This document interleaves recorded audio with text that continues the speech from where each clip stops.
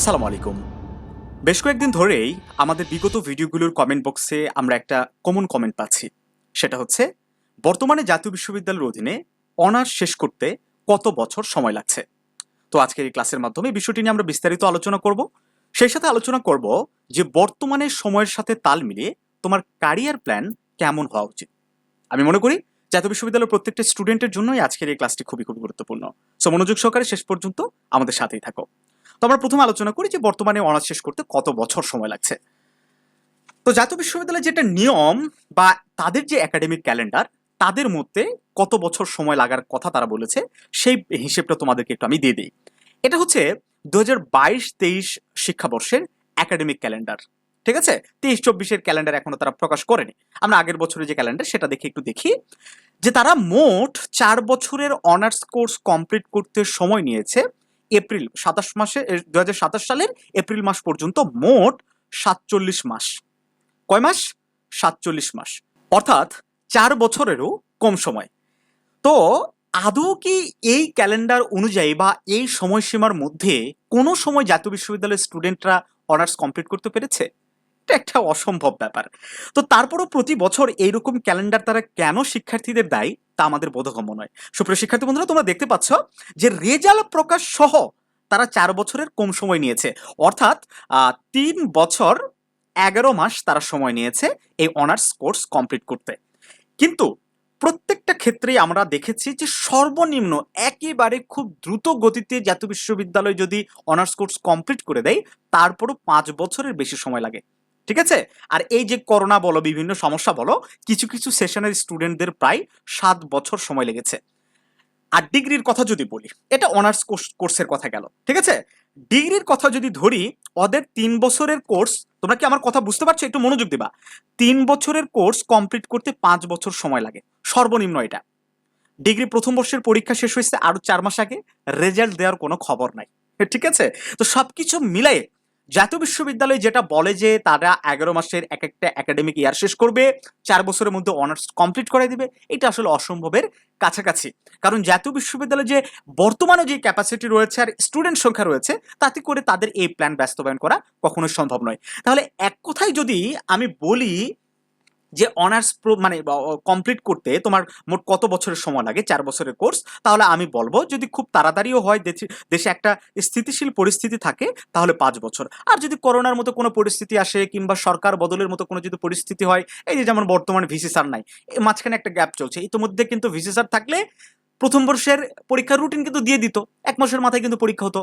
আর আদৌ কবে VC sir নিয়োগ হবে কিংবা ভিসি স্যার ছাড়াই প্রথম বর্ষের পরীক্ষার কার্যক্রম শুরু করবে কিনা, আর প্রথম বর্ষের পরীক্ষা না হলে সেকেন্ড ইয়ারের পরীক্ষা হবে না, সেকেন্ড ইয়ারের পরীক্ষা না হলে থার্ড ইয়ার হবে না, থার্ড ইয়ার না হলে ফোর্থ ইয়ার হবে না। আবার ডিগ্রিও এর সাথে একটা ডিপেন্ডেন্ট, মাস্টার্স এর সাথে ডিপেন্ডেন্ট। ঠিক আছে, তো সবকিছু মিলাই একটা হজবরল অবস্থা কিন্তু চলছে।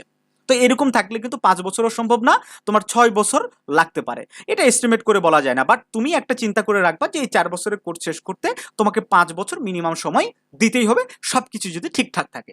আমার কথা ক্লিয়ার? এখন আসি যে বর্তমানে তোমার ক্যারিয়ার প্ল্যানটা কি হওয়া উচিত। আজকের ভিডিওর করাটার মেইন উদ্দেশ্য হচ্ছে এই টপিকটাই, এটা আমাদের কাছে মুখ্য বিষয় না। কারণ বর্তমানে বাংলাদেশে যে পরিস্থিতি চলছে, চাকরির বাজার, ব্যবসা বাণিজ্যের বাজার, সবকিছু মিলায়ে স্টুডেন্টদেরকে একটা সঠিক পরামর্শ দেওয়া বলে উচিত বলে আমি মনে করছি আমাদের জায়গা থেকে, আমাদের জানো বিডি টিমের পক্ষ থেকে। দেখো, প্রথমে যদি আসি, বাংলাদেশের স্টুডেন্টদের ফার্স্ট প্রায়োরিটি থাকে যে সরকারি চাকরিজীবী। ঠিক আছে, মানে ঝাড়ুদার হইলেও আমার একটা সরকারি চাকরি লাগবে, এরকম একটা টেন্ডেন্সি নিয়ে আমরা ছোটবেলা থেকে বড় হয়েছি। তো এই টেন্ডেন্সি তো এত সহজে দূর করা যাবে না, তাই না? এটা আমাদের সমাজ বলো, দেশ বলো, ছোটবেলা থেকে এইটাই আমাদেরকে শিক্ষা দিচ্ছে যে পড়াশোনা শেষ করতে হবে, সরকারি চাকরি নিতে হবে, এইটাই আমাদের টেন্ডেন্সি। তারপরে সরকারি চাকরি যদি না হয়, তাহলে আমাদের আরেকটা অপশন থাকে কি, বিদেশ। আর যদি তাও যদি না হয়, তারপরে কি, যা পারি ব্যবসা, কিছু একটা ব্যবসা করি, এইভাবেই। আর কিছু কিছু বেকার থেকে যা পারে তাই করে, এইভাবে একটা সিস্টেম হজবরল অবস্থায় চলতেছে। বাট কারো কাছে কোনো ক্ল্যারিটি নাই যে what I have to do in future. আমাকে ভবিষ্যতে কি করতে হবে, আমি কোন পথে যাইতেছি, আমি এইটার পরে এইটা কি করব, এই ধরনের কিন্তু দেখা যায় যে 99% স্টুডেন্টের কোনো প্ল্যানিং নাই। আর জাতীয় বিশ্ববিদ্যালয়ের স্টুডেন্টদের কথা যদি আমি বলি, এদের কাছে কোনো ক্ল্যারিটি নেই। হ্যাঁ, 100%ও বলা যায় অনেক সময় যে কারোর কাছেই কোনো ক্ল্যারিটি নেই যে আমার কি করা উচিত, আমি মাস্টার্স করে কি করব, হ্যাঁ, আমি চাকরির জন্য কখন থেকে পড়াশোনা করব, আমি কোন ধরনের চাকরির জন্য প্রিপারেশন নেব, আমার চাকরি না হলে আমি বিজনেসটা কি বিজনেস রান করব। আর বাংলাদেশে কি আদৌ ব্যবসার পরিবেশ আছে? ভবিষ্যতে কি হবে? তোমরা একটু ঠান্ডা মাথায় চিন্তা করো তো। হ্যাঁ, পড়াশোনার জায়গা তুমি শেষ করে চাকরি করবা, সেখানে এত বেশি ক্যান্ডিডেট, এত বেশি প্রতিযোগিতা। এখানে শুধু ভাগ্যের মানে মেধার তোমার পরীক্ষা হয় না, এখানে ভাগ্যের পরীক্ষা হয়। তো ভাগ্যের ক্ষেত্রে যদি তুমি হেরে যাও, তাহলে কি তুমি লাইফ থেকে হেরে যাবা আর কিছু করবা না? সো তোমার অবশ্যই একটা প্ল্যান বি রাখতে হবে। সেই সাথে বিদেশ যাওয়ার যে বিষয়টা, এখনই কিন্তু জব ভিসা নিয়ে বাইরের দেশগুলোতে যাওয়াটা খুবই কঠিন হয়ে দাঁড়িয়েছে। সেই সাথে বাইরের দেশের যে কাজের পরিবেশ, সেটা কিন্তু নষ্ট হয়ে গেছে। মেইনলি বাংলাদেশের জন্য সবচেয়ে বড় জব মার্কেটের কথা যদি আমি বলি, সৌদি আরব, দেন মালয়েশিয়া, দেন সিঙ্গাপুর, আর এই মিডিল ইস্টের কান্ট্রিগুলা। তো এই দেশগুলোর অবস্থা বর্তমানে তুমি জানো। তো এখন তোমার প্রায়োরিটি হচ্ছে, বাংলাদেশের মানুষদের প্রায়োরিটি হচ্ছে ইউরোপের কান্ট্রিগুলা, ইতালি বলো, ফ্রান্স বলো, ছোট ছোট দেশগুলো বলো। এখন এই দেশগুলোতে ভিসা ব্যবস্থা, ওয়ার্ক ভিসা এত কঠিন করে দিছে যে বলার অপেক্ষা রাখে না। যারা এই সম্বন্ধে, ভিসা সম্বন্ধে খোঁজখবর রাখো, তারাই শুধু জানতে মানে জানো যে এটা এখন কত কঠিন হয়ে গেছে, সোনার হরিণের মতো হয়ে দাঁড়াইছে। মানে সরকারি চাকরির থেকেও কিছুটা একদিক থেকে যেমন কঠিন, অনেক টাকা যেমন লাগছে, আবার কি যাওয়াটাও, জব ভিসা নিয়ে বৈধভাবে যাওয়াটাও অনেক কঠিন। তবে হ্যাঁ, আমি এই তিনটা অপশনের মধ্যে সবচেয়ে ভালো অপশন বলে মনে করি বিদেশে। বিদেশে এখনো ক্যারিয়ার আছে, তোমরা এইটাকে প্ল্যানিং রাখতে পারো। তো এইটাকে কিভাবে প্ল্যানিং এ রাখতে পারো, এইটা তোমাদের সাথে আমি আলোচনা করি। ঠিক আছে, তোমরা যারা অনার্স প্রথম বর্ষের স্টুডেন্ট আছো, সেকেন্ড ইয়ারের স্টুডেন্ট আছো তাদের জন্য, থার্ড ইয়ারে যারা আছো তারা, তাদের জন্য বলবো না, আবার যারা ফোর্থ ইয়ারের জন্য আছো তাদের জন্য, এই ফার্স্ট ইয়ার, সেকেন্ড ইয়ার, আবার ফোর্থ ইয়ার, এই 3 ক্লাসের স্টুডেন্টরা, এই 3 বর্ষের স্টুডেন্টরা এই প্ল্যানিংটা নিয়ে আগাতে পারো। কি প্ল্যানিং? Student visa. ভালো করে মনোযোগ দিবা, ঠিক আছে? খুবই খুবই গুরুত্বপূর্ণ একটা বিষয় স্টুডেন্ট ভিসা। যদি বাবার টাকা না থাকে, তারপরও মনোযোগ দিয়ে দেখো, কারণ বিভিন্ন ভার্সিটি বিভিন্ন সময় স্কলারশিপ দেয়, খুবই কম খরচে তুমি পড়াশোনার ক্ষেত্রে যাইতে পারো। আর বাবার কিছু যদি টাকা থাকে, ভাই একটা মিনিট দেরি করো না, এখন থেকে এই বিষয়ে খোঁজ খবর করা শুরু করো, মানে বিষয়টাকে কাজে লাগানোর চেষ্টা করো। এই স্টুডেন্ট ভিসায় ইউরোপের কান্ট্রিগুলোতে যাওয়া তুলনামূলক অনেক বেশি সহজ, তুলনামূলক সহজ। কিন্তু আমি বলছি না সহজ, আমি এই কথাটা বলছি না যে সহজ, বাট অন্যান্য ক্ষেত্রের থেকে, সরকারি চাকরি বলো, জব ভিসা নিয়ে বাইরে যাওয়া বলো, তার থেকে সহজ হচ্ছে এই স্টুডেন্ট ভিসা। তো এই স্টুডেন্ট ভিসা কোন কোন তুমি দেশে যাবা, ঠিক আছে, এটা তোমার চয়েস। তোমার যদি বাইরের দেশে কেউ থাকে তুমি যাইতে পারো, বাট আমার আজকের ভিডিওর মাধ্যমে একটা রেফারেন্স করব, সেটা হচ্ছে তোমরা বিভিন্ন রকম এটা নিয়ে কমেন্ট করতে পারো, বাট তোমরা করতেই পারো, তোমাদের তো কমেন্ট আমি আটকাতে পারবো না। বাট আমার কথাগুলো একটু ভালো করে বুঝে দেখো, তারপরে তোমার মনে হবে যে না, জানো বিডি টিম সঠিক কথাই বলেছে। আমি তোমাদেরকে একটা ভার্সিটি দেখাবো, এটা হচ্ছে ইউনিভার্সিটি অফ সেন্ট্রাল ল্যাঙ্কাশায়ার, এটা সাইপ্রাসের। এখন সাইপ্রাস শোনা মাত্র তোমরা বলতে পারো যে সাইপ্রাস নিয়ে তো যথেষ্ট আমি আলোচনা শুনেছি। হ্যাঁ, তুমি সাইপ্রাস নিয়ে আলোচনা শুনেছো, বাট সাইপ্রাসটা 2টা পার্টে ভাগ করা। ইউটিউবে একটু ঘাটাঘাটি করো, আর আমরা এই বিষয়ে বিস্তারিত ভিডিও নিয়ে আসছি, কারণ এই বিষয়টা থেকে আমাদের একটু অফার এসেছে, আমরা স্টুডেন্টদেরকে এইটাতে উৎসাহিত করছি। একটা হচ্ছে নর্থ সাইপ্রাস, একটা হচ্ছে সাউথ সাইপ্রাস। তো একটা হচ্ছে তুরস্কের মধ্যে পড়ছে, আর একটা হচ্ছে কি গ্রিসের মধ্যে পড়ছে। তো গ্রিস সাইপ্রাস যেটা, সেটা হচ্ছে সেনজেন কান্ট্রি, অর্থাৎ সেখানে তুমি যদি যেতে পারো, তাহলে সেনজেনের যে কোনো কান্ট্রিতে তুমি মুভ করতে পারবা। তবে সত্য কথা এটাই যে গ্রিস এই সাইপ্রাস থেকেও কিন্তু মুভ করা একটু কঠিন। তবে এই ইউনিভার্সিটির ক্ষেত্রে বিষয়টা সহজ, কারণ এদের ক্যাম্পাস হচ্ছে ইউকেতে একটা ক্যাম্পাস আছে।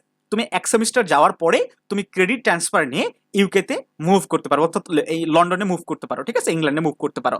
এখন কথা হচ্ছে বিষয়টা কি এত সহজ? না, সহজ নয়, কোনো কিছু সহজ নয়।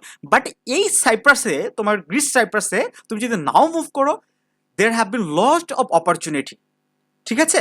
সেখানে কাজের জায়গা বলো, আর্নিং এর জায়গা বলো, সবকিছু একদম স্ট্যান্ডার্ড। ইউরোপের কোনো সেনজেন কোনো দেশের কান্ট্রি থেকে এখানে পিছনে নেই। কিন্তু এই ইউনিভার্সিটিতে যাওয়াটা তুলনামূলক সহজ, ভিসা প্রাপ্তিটা সহজ, কারণ ইন্ডিয়াতে যেতে হয় না, বাংলাদেশ কনসুলেট থেকে এটার ভিসা হয়, সেই সাথে খরচটাও খুবই কম। ফার্স্ট ইয়ারে এটার ফিস হচ্ছে মাত্র 600 ইউরোস, ঠিক আছে? তবে ডিসকাউন্ট অনেক সময় দিয়ে থাকে, ডিসকাউন্ট দিয়ে হয়তো মোটামুটি তোমার 5000 কিংবা 5500 ইউরোর মধ্যেই তুমি যেতে পারো ফার্স্ট ইয়ারে। সেকেন্ড ইয়ার থেকে হয়তো 1800 থেকে 2500, আই এম নট শিওর, তোমরা এটা খোঁজ খবর নিবা। এছাড়া আমি ভিডিও ডিসক্রিপশন বক্সে বাংলাদেশের নাম করা একটা এজেন্সি আছে, যারা এই ইউনিভার্সিটিকে রিপ্রেজেন্টেটিভ করে, ঠিক আছে, রিপ্রেজেন্ট করে, তো তাদের সাথে তোমরা এই বিষয়টা নিয়ে কথা বলতে পারো। আর সেই সাথে সবচেয়ে ইন্টারেস্টিং বিষয় হচ্ছে, তোমার ভিসা না হওয়া পর্যন্ত, ভিসা না হওয়া পর্যন্ত একটি পয়সাও তোমাকে এই এজেন্সিকে দিতে হবে না, কোথাও খরচ করতে হবে না। তোমার নিজের টাকা নিজে খরচ করবা। কিরকম ভাবে? তুমি অ্যাপ্লিকেশন করলে অ্যাপ্লিকেশন ফি দিতে হবে, ঠিক আছে? তুমি যে কাগজপত্রগুলা নোটারি করতে হবে এটা তুমি করবা, সবকিছু তারাই, এজেন্সি তোমাকে পরামর্শ দিবে যে কোথায় গিয়ে কি করতে হবে, বাট তোমাকে এগুলো করতে হবে, এজেন্সিকে কোনো টাকা দিতে হবে না। সো টাকা যাওয়ার যে ম্যাড থাকে, একটা ভয় থাকে যে টাকা নষ্ট হয়ে যায়, এরকম কোনো অপশন নাই। তুমি চেষ্টা করে দেখতে পারো, ঠিক আছে? তুমি ইউটিউবে দেখো যে সাইপ্রাস, এই গ্রিস সাইপ্রাস কতটা অপরচুনিটির একটা জায়গা। তারপরে তুমি ভর্তি হলা ফার্স্ট ইয়ারে, কোনো মতে হয়তো ফার্স্ট ইয়ারে 2-3 মাসের মধ্যেই, ঠিক আছে, তুমি 100% সেখানে কোনো জবের ব্যবস্থা করতে পারবে। তারপর নিজের খরচ নিজেই চালাতে পারবা, উল্টা তুমি মান্থলি তুমি দেশে যে টাকা পাঠাতে পারবা এটা নিশ্চিত। কিংবা তুমি ওই দেশের টাকা ওখানেই তুমি জমা করে ওখান থেকে তুমি ভালো কোনো কান্ট্রিতে মুভ করার চেষ্টা করতে পারো, এটা পসিবল, ঠিক আছে? কারণ বাংলাদেশের যেরকম সিচুয়েশন, অদূর ভবিষ্যতেও যে বাংলাদেশে ভালো কিছু হবে না, কিংবা বাংলাদেশের পরিবেশ যে দিন দিন খারাপ হচ্ছে, বা একটা ভালো যে লাইফের জায়গা যে নষ্ট হয়ে যাচ্ছে, সেটা কিন্তু তোমরা নিজেরাও বুঝতে পারছো বলে আমরা মনে করি, ঠিক আছে? তো আমি মনে করি যে এইটা তোমাদের জন্য একটা গ্রেট অপরচুনিটি। সো এই বিষয়ে বিস্তারিত জানার জন্য ইউটিউবে তুমি আরো সার্চ করতে পারো, বাট অথবা আমি যে এজেন্সির নাম্বারটা দিচ্ছি এদের সাথে সরাসরি অফিসে গিয়ে মিট করতে পারো, অথবা ফোনেই তুমি পরামর্শ নিতে পারো। আবার বলছি, কোনো টাকা পয়সা আগে জমা দেওয়ার প্রয়োজন লাগবে না, ভিসা হবে তারপরে টাকা দিবা, ঠিক আছে? আর এইটার যে ভিসা রেশিও সেটা হচ্ছে 100%। এটা হচ্ছে honorary consulate of the republic Cyprus in Dhaka, ঢাকাতে এদের অফিস আছে। এদের অফিস অ্যাড্রেস এই যে Ataturk avenue Banani, CA Dhaka 1213 Bangladesh, ঠিক আছে? কি কি ডকুমেন্ট লাগবে এই ডকুমেন্টগুলো নিয়ে যদি তুমি ওখানে যাইতে পারো তাহলেই হবে। আর তুমি নিজেরাও এটা সম্পূর্ণ করতে পারো। সেক্ষেত্রে তোমার এই যে ইউনিভার্সিটি অফ ল্যাঙ্কাশায়ার গুগলে সার্চ করবা, দেন ওদের অফিসিয়াল ওয়েবসাইটে গিয়ে তাদের ইমেল অ্যাড্রেসে তুমি তাদেরকে প্রশ্ন করবে যে আমি বাংলাদেশ থেকে তোমাদের সেমিস্টারে তোমাদের কলেজে পড়তে চাই, কি কি ক্রাইটেরিয়া আছে, তারা তোমাকে মেসেজ দিয়ে জানিয়ে দেবে কি কি কাগজপত্র লাগবে, সেটাও তারা কিন্তু তোমাকে বলে দেবে, ঠিক আছে? তো আমি ভিডিও লম্বা করে ফেললাম, আশা করছি ভিডিওর মাধ্যমে তুমি উপকৃত হয়েছো। তারপরে আবারও বলছি, বিস্তারিত জানার জন্য এদেরকে নক করবা, আর এখন থেকে চেষ্টা চালাও একটা ভালো ক্যারিয়ার গড়ার। আশা করছি এখনো পর্যন্ত বাইরের দেশে ক্যারিয়ার আছে, বাট এইটা তুমি আবারও ঠান্ডা মাথায় চিন্তা করে আরেকবার বিবেচনা করে দেখো যে বাংলাদেশে তোমার ফিউচার নাই। ভালো থেকো সবাই, দেখা হবে নতুন কোনো ভিডিওতে।